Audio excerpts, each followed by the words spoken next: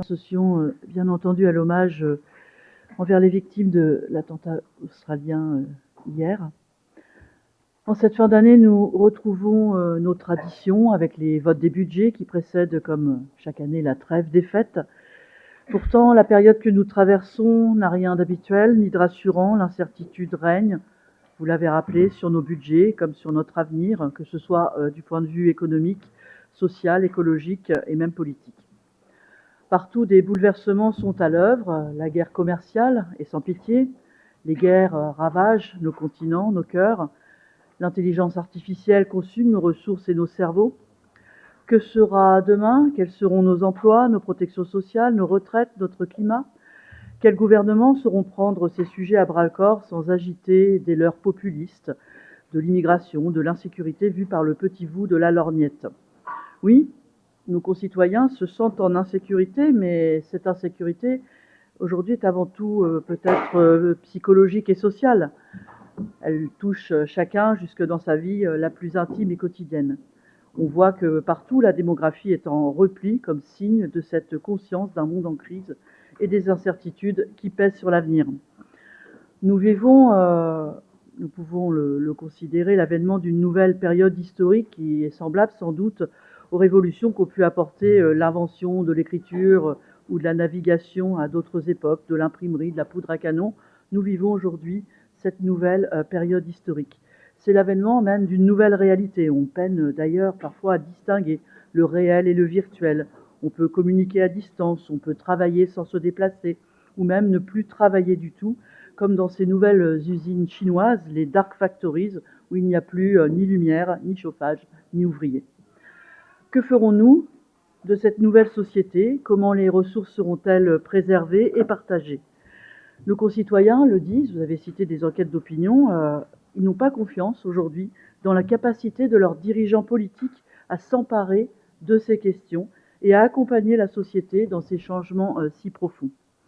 On voit que la défiance est immense, elle est à la mesure des incertitudes du temps, et dans de nombreux pays, jusqu'au fond du Tibet, j'entendais cela il y a quelques jours, on voit les populations se soulever contre des dirigeants qu'ils jugent corrompus. On voit que ce qu'on appelle la génération Z aujourd'hui sort de derrière ses écrans et va dans la rue revendiquer un autre avenir. Et la France n'échappe pas à ces défiances envers des dirigeants qui sont soupçonnés pour certains de détourner de l'argent public au profit de leur conquête du pouvoir. Et après avoir été le premier pays à abolir la royauté, la France est aujourd'hui le premier pays européen à voir un ancien président de la République en prison. Et ici, sur nos bancs même, des cadres politiques ont également été condamnés pour avoir détourné des fonds publics. Et pourtant, de nombreux Français plébiscitent encore ce parti que j'évoque sans le nommer, au prétexte qu'on ne l'aurait jamais essayé. C'est avoir la mémoire courte et oublier qu'avant d'inventer la sécurité sociale, la France avait confié le pouvoir au maréchal Pétain. Et le Front républicain aujourd'hui cède quand, sur sa droite, les prétendus héritiers du général de Gaulle plaident aujourd'hui pour l'union avec l'extrême droite. En cette période dangereuse où le repli identitaire nous menace, en France comme en Europe ou sur le continent américain, on voit Trump à l'offensive. On a vu hier, 35 ans après la mort de Pinochet, un dirigeant d'extrême droite être élu. Quelle digue aujourd'hui bâtissons-nous à l'échelle locale?